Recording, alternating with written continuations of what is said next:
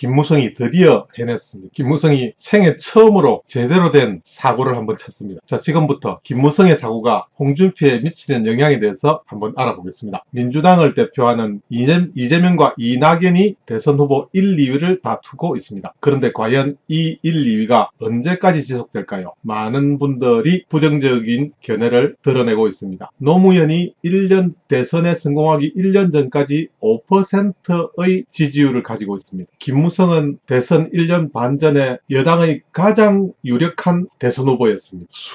수개월 동안 1위를 달렸습니다. 지지율 1위를 달리고 있습니다. 그러나 대선에 시험도 한번 쳐보지 못하는 결과를 냈습니다. 자, 지금 2022년 대선이 약 1년 5개월 정도 남겨놓고 있습니다. 이 시점에서 이재명, 이낙연의 여권 프리미엄, 여권 주자 프리미엄이 과연 얼마나 지속될까요? 그런데 여기에 오늘은 김무성이 생애 첫 사고를 쳤습니다. 김무성의 사고 지금부터 시작합니다. 아직도 좋아요, 구독 누르지 않으신 분 빨간 버튼 구독, 좋아요 부탁드립니다. 중앙일보 논설위원 신용호는 이렇게 말합니다. 시간을 돌려 2015년 11월로 가봅시다. 19대 대선 6개월 남았을 때 리얼미터 조사에서 김무성 19.8%였습니다. 지지율 1등이었습니다. 이때까지 22조 연속 1위였습니다. 2016년 총선에서 옥새 나르사 친박 갈등으로 권력에서 멀어졌습니다. 유력 주자가 바닥으로 내려오는 건 그리 오래 걸리지 않았습니다. 그런 김무성이 대권 꿈을 못 이룬 그가 얼마 전에 킹메이커로 나선다고 할 때도 과연 뭘 할 수 있을까 이렇게 생각하는 사람들이 많았습니다. 하지만 최근 그에게 과연 야권에서 경쟁이 있는 후보가 나올 수 있을까요? 라고 물어보고 싶은 생각에 김무성에게 인터뷰를 했습니다. 그 인터뷰 내용을 잠깐 살펴보겠습니다. 28주간 1위를 경험했는데 지지율이라는 것을 어떻게 생각하십니까? 그의 답변으로 지지율 1위는 추락시키는 건 금방이다. 후계 구도를 만들기 어려운 민주당도 이낙연, 이재명 구도로 안 갈 거다. 지지율처럼 허망한 게 없다. 금방 변한다. 내가 해봐서 안다. 그러니 우리에게 희망이 있다. 두 번째 질문, 괜찮은 야권 후보가 나올 것 같나? 나올 거다. 이번 게임은 권력이 사법, 행정, 권력 다 넘어가 있는 상황에서 열린다. 반좌파들이 제대로 뭉치는 반문연대로 대표 순서를 뽑아야 된다. 안철수도 홍준표도 다 들어와야 한다. 이렇게 말했습니다. 다음 질문, 다들 사람이 안 보인다고 하는데 어떻게 생각하는가? 그의 대답은 그리 생각하지 않는다. 울타리와 기득권을 없애고 진검승부를 할 수 있는 결정의 장을 만들어야 된다. 결정권을 국민에게 준다면 스타는 나온다. 이 방법밖에 없다. 포럼의 강연은 그걸 위한 워밍업이다. 긴 시간 처절한 토론으로 나라를 살릴 수 있는 검투사를 뽑아야 한다. 누가 후보를 만든다는 차원이 아니라 국민이 만들게 해야 한다. 확실한 건 누가 한들 문재인 정권보다 못하겠다. 이렇게 대답했습니다. 정말 김무성의 입에서 이런 말이 나올 줄 저도 참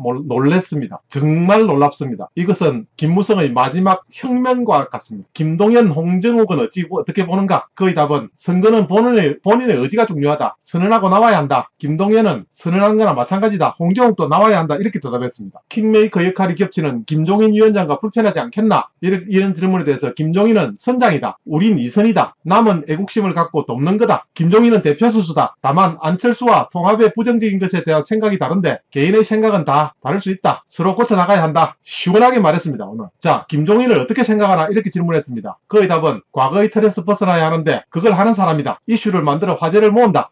잘하는 거다. 다만 지금까지 당을 변화시키기 위해 독선적으로 해왔지만 앞으로도 어렵다. 본격 대선 국면에 접어들었으니 당내 세력들이 가만 보고 있지 않을 거다. 민주적 절차를 중하게 여기고 밟아야 한다. 원맨쇼가 아니라 어쨌든 팀플레이를 해야 된다. 구구절절 맞는 말입니다. 홍준표에게 아주 유리한 말입니다. 또 이렇게 질문했습니다. 김종인이 직접 나설 수 있다는 얘기가 있지 않나? 그의 답은 안 한다고 하지 않았나? 안 할 거다. 할 거면 위원장직 내려놔야 한다. 다음 질문은 김무성 부산시장 출마설도 있다는데 이렇게 질문하니까 안 한다. 시장은 누가 해도 하는 거 아니냐? 포럼에서 내보고 대선 나가는 사람도 있는데 그런 말 앞으로 절대 꺼내지 말라. 전혀 생각이 없다. 김무성이는 우리의 모임은 비움의 모임이다. 그래야 정권 교체에 도움이 된다. 그러면서 나이 70세를 넘어서 선출직에 나오는 것은 해서는 안 될 소리다. 예, 거의 나이 7순이랍니다. 자, 일단 김종인의 선언은 확실해 보입니다. 그리고 저도 이 동영상을 찍는 이유가 김무성의 이 소리를 증명이라도 하고 싶습니다. 예, 국민의 축제로 간다면 홍준표가 유리합니다. 유리한 정도가 아닙니다. 저는 여기에서 김무성의 말 중에서 핵심은 이것이라고 봅니다. 결정권을 국민에게 준다면 스타는 나온다. 모두 다 모아서 국민축제 경선을 한다면 반드시 좋은 결과가 있을 것이다. 저도 그렇게 굳게 믿습니다. 그래서 이번 인터뷰는 홍준표가 야권 대선 후보로 결정되는 데 있어서 결정적인 한타이다. 김무성의 이 한마디가 홍준표 대통령으로 가는 지름길을 열었다. 그런 평가를 하겠습니다. 특히 이 마포 포럼에서는 이미 김종인도 나와서 발표까지 했습니다. 곧 원희룡, 오세훈, 유시민이 차례로 등판한다고 합니다. 그리고 안철수, 홍준표, 김동연, 김태호 등 밖의 인사들도 지금 접촉하고 있습니다. 여기에 참여하지 않는다면 오히려 기권패를 당하게 될 것입니다. 자, 우리는 이 포럼에 안철수가 같이 등판하기를 기대합니다. 자, 김무성이 진짜 큰 일을 해내고 있습니다. 그렇게 애먹이던 김무성이 드디어 우파가 승리할 수 있는 길을 연 것 같습니다. 여기에 왼쪽과 오른쪽을 왔다 갔다 애먹이는 안철수만 끼워 넣고 국민 대흥행, 국민 대선